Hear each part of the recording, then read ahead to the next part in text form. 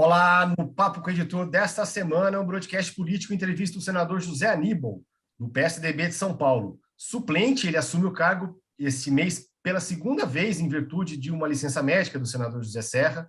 E comigo a gente tem o Daniel Werther, meu companheiro de todas as jornadas. Senador, muito obrigado e muito bem-vindo aqui ao Papo com o Editor. Muito obrigado por aceitar o nosso convite. Obrigado a vocês pelo convite e espero fazer um bom diálogo com vocês aqui. Senador, você já ocupou o cargo antes, né, quando o ministro Serra foi ministro, né? Mas o senhor tem uma experiência política vasta. O senhor foi deputado federal, vereador, secretário. Com essa experiência, o que dá para fazer nesses meses previstos para o novo período aí no cargo?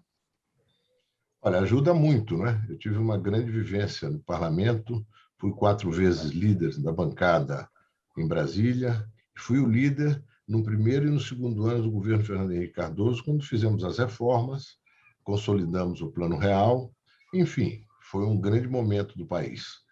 Eu também substituí o senador José Serra durante quase um ano, em 2016 e 2017, quando ele foi ministro de Relações Exteriores. E fazer um trabalho intenso no parlamento. Agora espero voltar com mesmos propósitos de servir, ajudar o Brasil a melhorar, não é? Ter políticas públicas mais eficientes e cuidar das questões que estão colocadas nesse momento dramático que nós vivemos. Pandemia, o desemprego, a ausência de renda e a política econômica está muito desarrumada, não é? O Brasil tem aí um início de retomada que não pode ser frustrado por ações deletérias do governo federal, né? O Brasil quer crescer e precisa de crescer. Pois é, senador, e o senhor chega nesse momento de muita tensão entre os poderes, né? Especialmente aí entre o presidente Jair Bolsonaro e o Supremo Tribunal Federal. E é uma crise que o Senado, o Congresso, está tentando amenizar. Queria uma variação do senhor. Como é que o senhor avalia essa postura do presidente da República em relação ao Supremo? Recentemente, ele anunciou aí um pedido de impeachment contra 2 ministros da Corte. O presidente do Senado entrou em campo para tentar retomar esse diálogo. Como é que o senhor avalia essa postura e o que o Senado pode fazer efetivamente para resolver isso ou mesmo dar uma resposta mais dura daqui para frente? Olha, eu vou te responder cometendo uma inconfidência.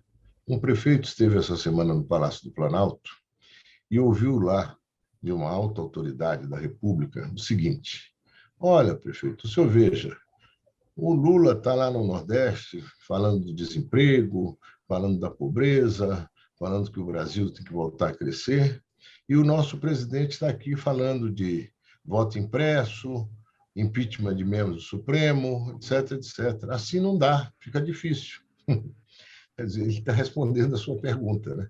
Claro, eu acho a ação do presidente da República uma não ação.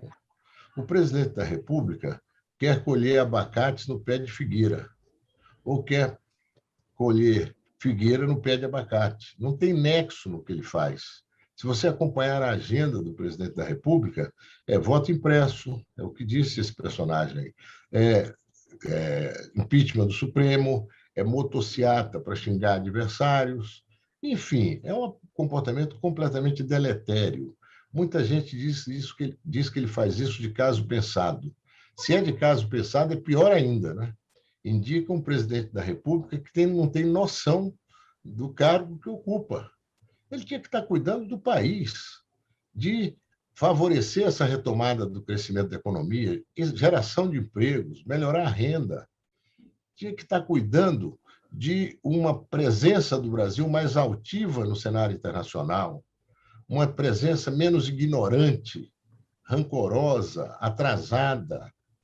O Brasil não pode ficar convivendo com tantos retrocessos como aqueles que nós estamos vendo acontecer hoje, na área da cultura, da diversidade, de tudo, não é? Na vida em sociedade. Não é? É uma coisa pré-iluminista, né? Questionamento das instituições. As instituições foram um avanço extraordinário da democracia, da forma de governar, de organizar governos, né? Executivo, legislativo e judiciário. Hoje, no Brasil, felizmente, nós temos no Poder Judiciário um poder que realmente cuida de preservar a Constituição, cuida de evitar os excessos, arroubos autoritários e até irresponsáveis do presidente da República. Então, eu espero ter uma ação que seja que tenha alguma eficácia, que contribua, de algum modo, para que a gente possa ter, na principal instituição da democracia, que é o Congresso Nacional, a Câmara e o Senado, uma ação mais efetiva, uma mudança de agenda que nos leve a sintonizar mais com os brasileiros que estão desempregados, estão com fome, estão ansiosos, com medo, preocupados com essa deriva em que o país está. Senador, o senhor falou da questão do Congresso e falou do Judiciário também, que tem sido o único elo dos três poderes aí que tem botado freios no presidente da República. Não caberia aí a Câmara botar para andar algum processo de impeachment, ou a caneta na mão do presidente Bolsonaro impede que isso aconteça? Não, olha, eu acho que o presidente Bolsonaro ele abriu mão de tudo que ele falou nas eleições, né? Inclusive na forma como ele se relaciona com o parlamento. Não é uma forma virtuosa de busca do diálogo, de aprovar aquelas reformas que ele disse que ia fazer, mudar o Brasil. Nada disso. As reformas acabaram. A única que foi feita, da Previdência, foi por iniciativa forte do parlamento e do seu presidente à época, que era o Rodrigo Maia. As outras acabaram todas. Isso que estão chamando de reforma tributária é uma piada. Não existe reforma tributária. Existe um arranjo ali para tentar resolver uma situação de emergência do governo, pior, penalizando a classe C, quem ganha entre 40 e 80 mil reais por ano. É um despautério isso aí, não é uma pauta, é um despautério. Não é? Então, a mesma coisa no que se refere à reforma política. Isso não é reforma política, é uma reforma eleitoral, um retrocesso. Tentaram o voto, o distritão, que seria transformar o parlamento em 513 partidos, cada deputado um partido, e recuperaram as coligações partidárias, que tinham sido extintas em 2017 e que deram um ótimo resultado nas eleições de 2020. Tudo é retrocesso. O Brasil precisa andar para frente. Nós não podemos, por exemplo, queimar mais uma geração de 16 a 24 anos sem qualificação profissional. O setor industrial, a indústria está reduzindo no PIB, mas eles tinham que estar mais empenhados e obrigando o governo a fazer a sua parte, o Sistema S, na qualificação profissional, quarta revolução, a internet das coisas, a robótica. Hoje, o trabalhador que não tem familiaridade com isso tem uma dificuldade enorme de se posicionar no mercado de trabalho. Tem tantas questões urgentes e ficamos tratando de questões menores. Fundo partidário, fundo eleitoral, orçamento secreto, volta das coligações proporcionais. É uma espécie de monetização da política. Isso é péssimo. E no fundo eleitoral, né, senador, o presidente Jair Bolsonaro deve tomar uma decisão ainda hoje, porque é o prazo de sanção e veto da LDO. Ele já anunciou que vai vetar aquele aumento para 5,7 bilhões no ano que vem, mas vai ter que negociar um outro valor com o Congresso depois. Fala-se aí em 4 bilhões, 3 bilhões. Qual que é o tamanho ideal desse financiamento, na avaliação do senhor, num ano em que, mais uma vez, cada centavo do orçamento vai ser decisivo e vai tirar de outras áreas?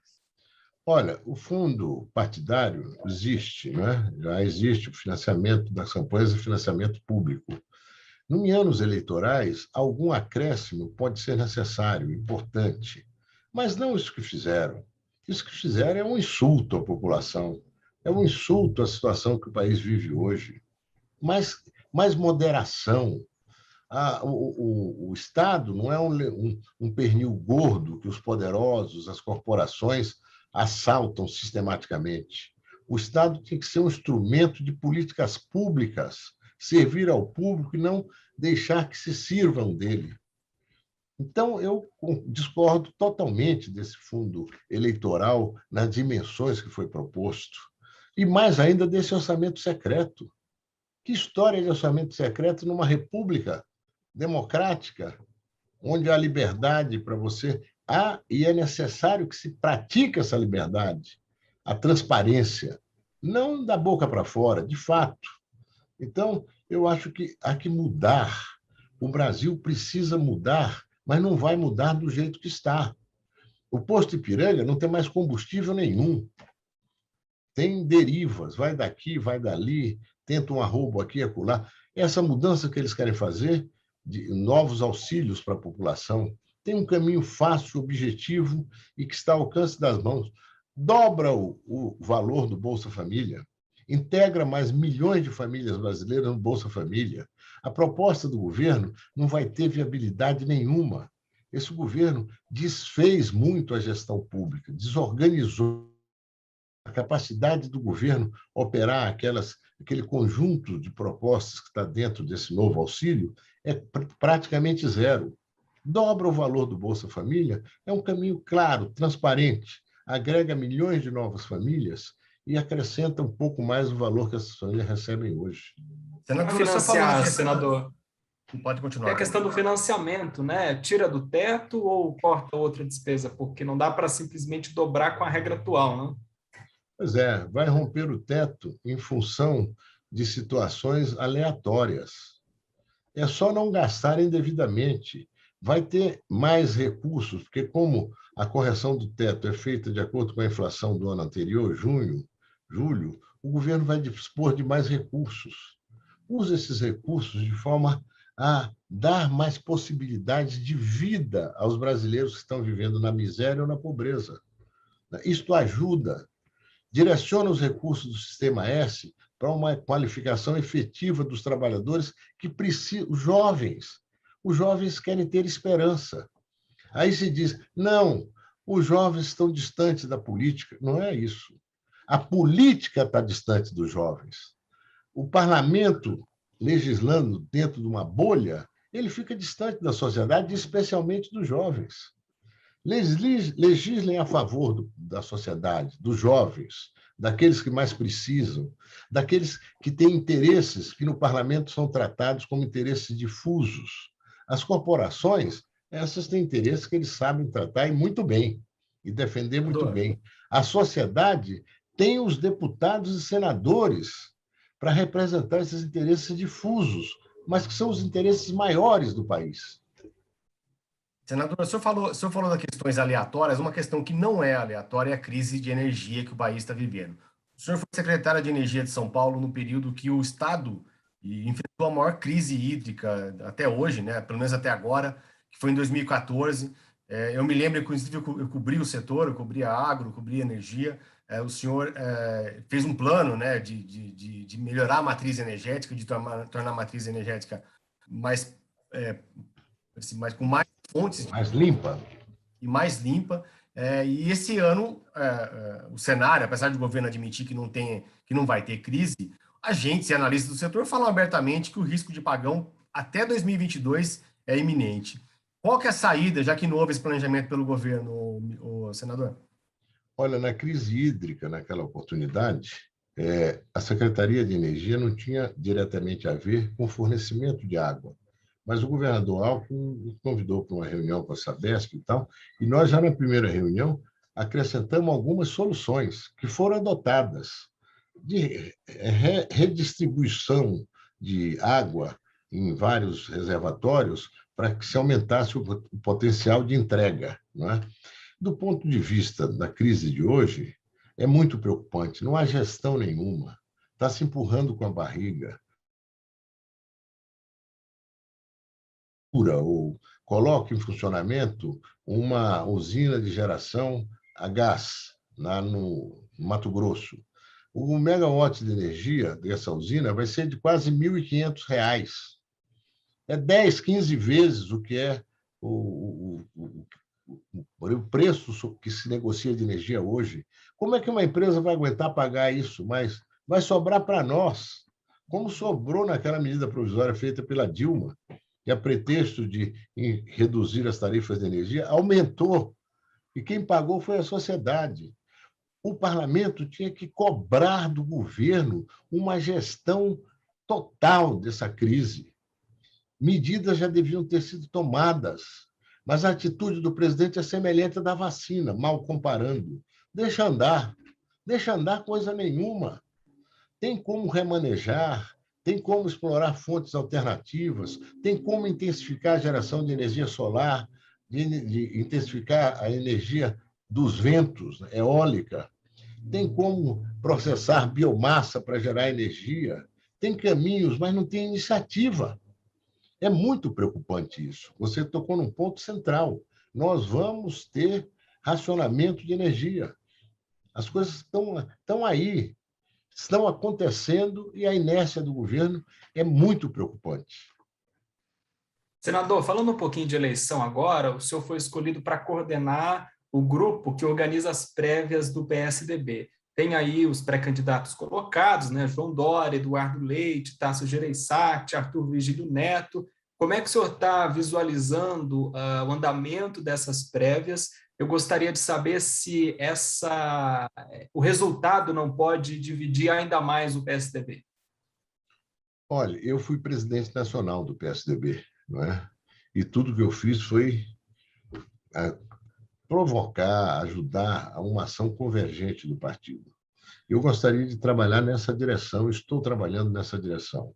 As prévias foram a melhor decisão. O partido está debatendo, conversando, os candidatos estão viajando pelo Brasil, estão se posicionando. O PSDB certamente sairá dessas prévias fortalecido e unido para apresentar um candidato. Eu, às vezes, falo da terceira via, mas, na realidade, nós temos que buscar a primeira via, uma via que se afirme, que se consolide como uma alternativa para o Brasil. O PSDB é um partido que já fez o Plano Real, mudou a economia brasileira, mudou o Brasil. A lei de responsabilidade fiscal, a reforma patrimonial, quebra dos monopólios, iniciamos reforma previdenciária, administrativa, temos que retomar isso, um outro patamar, não é? E me preocupa a agenda que nós estamos tendo no parlamento.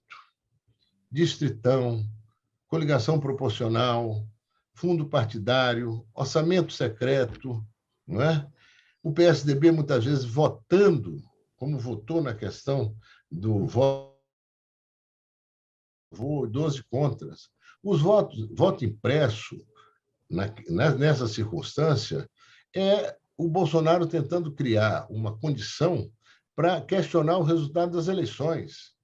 Eles próprios, com esse voto impresso, criariam procedimentos para questionar resultados em vários colégios eleitorais. Isso que a população precisa saber. Transparência na votação existe. Existe como também se certificar de que o processo teve toda a lisura. No entanto, nós estávamos votando ali e votou majoritariamente com voto impresso. Votar com voto impresso é votar a favor desse impulso autoritário, autocrático, que é permanente no Bolsonaro. É um equívoco. O partido precisa se qualificar, voltar a se qualificar, se revitalizar para ocupar o espaço que já foi do partido e que teve muito bons resultados. O PSDB precisa construir essa candidatura para oferecer à sociedade com um projeto viável, necessário e urgente, recuperar o país. Senador, nessa linha, hoje o secretário, né, de São Paulo, Rodrigo Maia, ele defendeu a candidatura do João Dória, né, do governador João Dória, como um nome dessa via aí que o senhor fala. E também, assim, ele fala que não deveria ter mais outros nomes, além do que já está desenhado, que seria o Ciro Gomes, que é um nome também próximo ao Rodrigo Maia. O senhor acha que o Dória seria o nome mesmo para ser essa via alternativa ou a via principal na avaliação do senhor? Olha, primeiro, as prévias foram feitas para que os filiados do partido se posicionassem e manifestassem. Mas nós não proibimos que outras pessoas que não são do PSDB se manifestem, se posicionem. Então, Rodrigo Maia tem todas as condições, até porque é uma liderança nacional importante. Agora, há um processo em curso, 4 candidatos. Eu estou fazendo a coordenação desse processo. Daqui a 90 dias, nós teremos as prévias, é 21 de novembro, e teremos o candidato. Eu não tenho a preocupação de ficar especulando quem vai ganhar. eu tenho a preocupação de garantir condições iguais para os 4 candidatos se posicionarem, viajarem, fazerem Zoom, encontros, formularem posições e deixar com nitidez a posição de que o PSDB é oposição a esse governo. Nada mais nos associa a esse governo, nem mesmo aquela ideia de reformas. E atrasado. Nada tem a ver com reforma. Não é?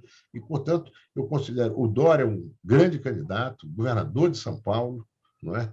Tem uma boa gestão, tem bons programas de governo, foi muito importante na questão das vacinas, assim como o Eduardo Leite, um jovem governador, fez um excelente trabalho no Rio Grande do Sul. Depois de 5 anos, os funcionários públicos do Rio Grande do Sul passaram a receber em dia, o Estado voltou a investir. O Tássio é uma figura política nacional, um senador, governador. O trabalho do Tássio no governo do Ceará repercutiu no Nordeste. Foi um trabalho inovador, um trabalho diferenciado, que fez com que o Ceará desse um salto importante à frente, na área da educação e em outras áreas. O Arthur é um grande administrador, 2 vezes prefeito de Manaus. Enfim, é um processo em curso. A riqueza desse processo é que temos candidatos, não é singular, é plural, plural. E daí vai sair aquele que nós vamos propor à sociedade como candidato do PSDB. Alguma chance de o PSDB ficar sem candidato próprio, senador, na eleição do ano que vem, e aí abrir um campo para se aproximar do Bolsonaro, né, do bolsonarismo, digamos assim? Eu vou trabalhar para que o PSDB seja a primeira via, portanto, que tenhamos candidato. Vamos disputar a eleição, nós temos história para isso, temos energia dentro do partido. Com todas as dificuldades circunstanciais, o partido vai se fortalecer, eu tenho certeza. Nós temos inúmeros quadros que ajudarão o partido, gente da melhor qualidade. O governo poderia, por exemplo, no que se refere a quadros, ver exatamente o que o PSDB fez naquela crise de energia de 2001, o tal apagão de 2001, uma gestão primorosa que fez o país passar por aquele apagão com o mínimo de perda. Não é? E esses quadros estão aí disponíveis e certamente serão quadros numa gestão inovadora, como deve ser uma próxima gestão nacional do PSDB. Senador, o senhor foi um dos fundadores do PT, mas logo deixou o partido, né, e foi logo para o PSDB, se tornou uma grande liderança no PSDB, presidiu o partido. Eu queria saber, assim, é inegável que há uma polarização entre PT e PSDB, Lula e Bolsonaro. Se houver um segundo turno entre Lula e Bolsonaro, o senhor votaria em quem? Eu não vou fazer essa especulação por uma razão. Primeiro, eu considero que o Bolsonaro, no ritmo que ele está indo, ele não chega nem no segundo turno. Segundo, eu considero que o Lula está sendo beneficiado, ele tem as suas qualidades, mas ele está sendo beneficiado ou de outros candidatos. Não é? Tem ainda o Ciro, que está colocado, mas o Ciro está um pouco estável nas pesquisas, né? Até o momento, com um número expressivo, mas estável. E eu espero que uma candidatura nossa, com os apoios que nós vamos agregar, com a unidade que nós vamos construir de propósitos, de programa e de centralidade no povo brasileiro, para que a gente faça o Brasil se soltar, se desamarrar e crescer por um período longo, né, e forte, eu considero que a candidatura do PSDB vai mudar muito esse cenário e tem toda a chance de vitória. Então, eu não fico especulando sobre o que vai acontecer em outubro do ano que vem. O máximo que a gente consegue especular é o que vai acontecer em outubro desse ano, né? E é especulação. Imagina daqui a 1 ano e meio. Agora, em São Paulo, senador, a saída do Geraldo Alckmin vai custar muito para o partido, na tua avaliação aí? Pode fazer o partido perder o Palácio dos Bandeirantes? Eu tenho muita estima pelo governador Geraldo Alckmin. Trabalhei com ele já na Secretaria de Energia e temos um diálogo frequente. Eu gostaria que o governador ficasse no partido, não precipitasse uma saída, né? E no que tiver ao meu alcance, vou defender, e tenho defendido aos amigos que me procuram, essa posição, né? Vamos ver se efetivamente ele sai. Tem muita gente que considera isso certo. Eu quero acreditar que o governador está no processo de reflexão para saber como as coisas podem acontecer do melhor modo, O Geraldo tem um compromisso com o interesse público que é permanente, e ele está se movimentando dentro desse compromisso, para ver o que é melhor. Vou respeitar a posição dele, se for diferente da minha, mas gostaria que ele permanecesse. Vou falar em posição, senador, para a gente encerrar, qual é o futuro político do senhor? O senhor espera ser candidato a algum cargo, ou ao próprio Senado de novo, em 2022? Olha, eu mal assumi o Senado por 4 meses, até dezembro desse ano, né? Não pensei ainda em candidatura do ano que vem. É interessante isso, porque eu sempre defendi, quando fui líder, nos diálogos, na construção das posições sobre votações que nós íamos ter, etc., eu sempre defendi o seguinte: olha, claro que eu não vou ficar dizendo que o parlamentar não deva se preocupar com a sua reeleição, mas isso não pode ser a centralidade absoluta do seu mandato. Ele tem que fazer coisas, muitas vezes, que não são do agrado de todos, né? Pelo contrário, tem que conflitar às vezes. Então, não é só, não, isso pode prejudicar a minha eleição, isso vai ajudar a minha eleição, isso não vai. Se trabalhar com esse critério, não vai ter um bom mandato. Não é? Eu trabalhei sempre com outro critério e sempre me reelegi. Perdi a última eleição, fui candidato muito tarde, e o ambiente estava muito tensionado, e eu mantive firme a minha posição de compromisso com o nosso candidato, Geraldo Alckmin, a presidente da República, até o fim. E na campanha, na eleição, no voto, em tudo. Não consegui. Mas eu sei que eu tenho algum acesso em São Paulo aos eleitores da capital, do Estado, e quem sabe isso me motive a alguma candidatura, mas não é uma questão já decidida.